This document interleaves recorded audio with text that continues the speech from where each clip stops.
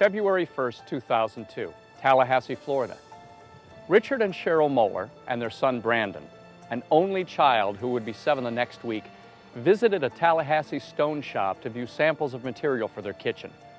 During their visit, the shop owner left the family alone in the showroom while he went outside to get a battery for a forklift truck so that he could show the Moellers additional slabs. We were in the back of the showroom and we heard a noise, and then it's a matter of seconds and the granite fell on top of my son and also my husband. He was trapped from the waist down. We were near the back wall. We were looking at a sheet of granite that was laying up against the back wall, heard a noise, turned around. By the time I turned, when you realize what was happening, it happened so fast I couldn't even take a step towards my son to get him out of the way. Any case involving wrongful death is probably a tragic case. What makes this one probably one of the more tragic cases is not only that you have a youngster who perished at age 7, but both of his parents actually right there to witness it. That probably, and unable to do anything about it as he lay there crushed by the marble. As it turned out, the accident which killed Brandon Moeller and seriously injured his father Richard was a tragedy just waiting to happen. At the very least, it should serve as a wake-up call for stone suppliers and fabricators across America before it happens again.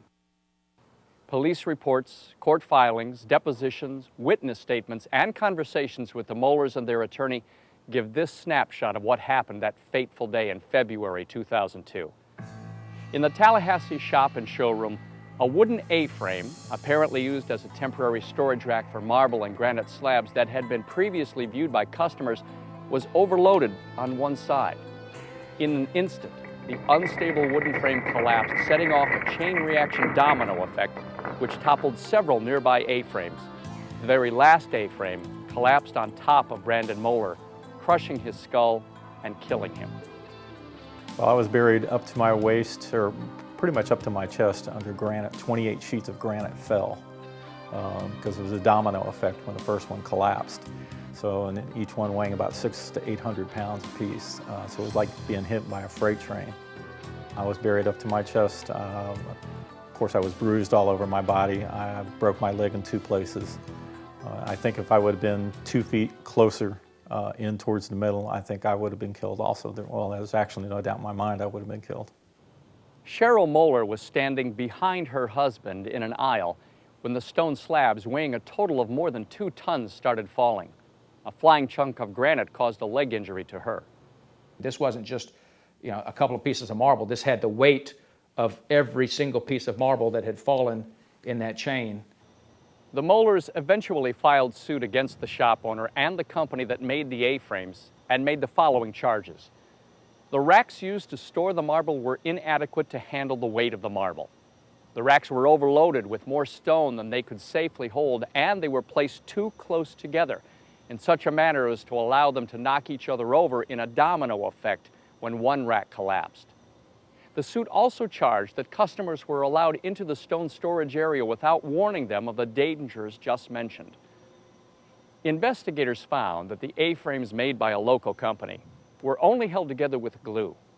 In his defense, the cabinet maker said he was never told by the stone shop the weight the frames would be holding. 10 months after Brandon Moeller lost his life, the case against the shop owner and the cabinet maker was settled in Florida's Leon Circuit Civil Court for $2.5 million. The Moellers since have had another son, but the agony of the tragedy lives with them every day. Of course, it's changed our lives forever. We will always have to live with the heartache of not, having our son. To have your child killed in front of you is, I think, a parent's worst nightmare. In the aftermath of the tragedy, the Moellers have dedicated themselves to making sure an incident of this kind never happens again. We don't ever want another family to go through what we've gone through. To prevent this from ever happening to somebody else. At first, the Moellers set their sights on legislation that would regulate stone operations throughout the state of Florida, legislation that could eventually spread across the country. But working with the Florida Retail Federation, the Moellers are hoping to avoid legislation and are using tools like this video produced in conjunction with the Marble Institute of America to spur operators to take stringent safety precautions in their showrooms and yards. Overall, we would, first of all, like customers to be aware that basically there aren't any regulations in these type businesses, that basically when you go in, you enter at your own risk to some degree.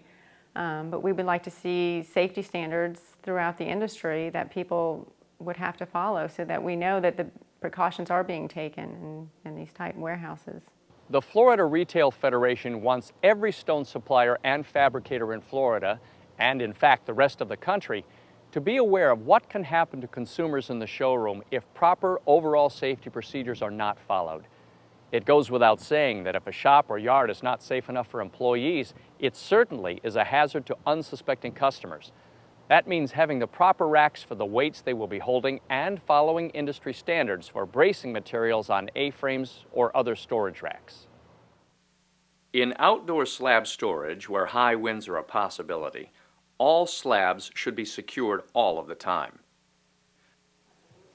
No slabs should be stored in a showroom if they pose a danger to customers.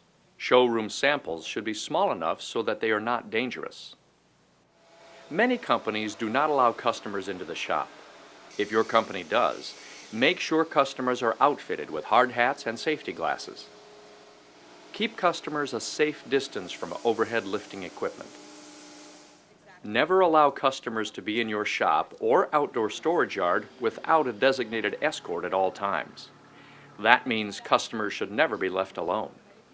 Children should be closely supervised and not allowed to run around.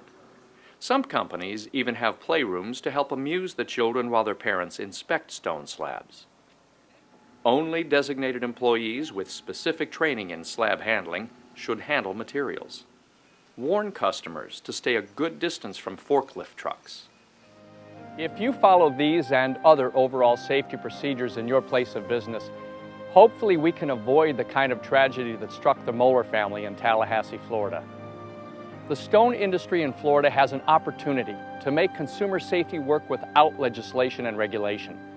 If it doesn't, Florida suppliers and fabricators could face the possibility of another layer of scrutiny, like OSHA, which protects our employees.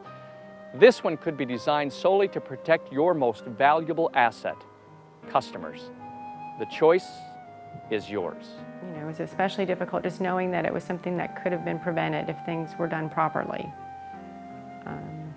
So it's just made us, really want to fight so this doesn't happen to someone else. We'd like to try to go this voluntary way, the first route, and if we can't, then we'll go the other route.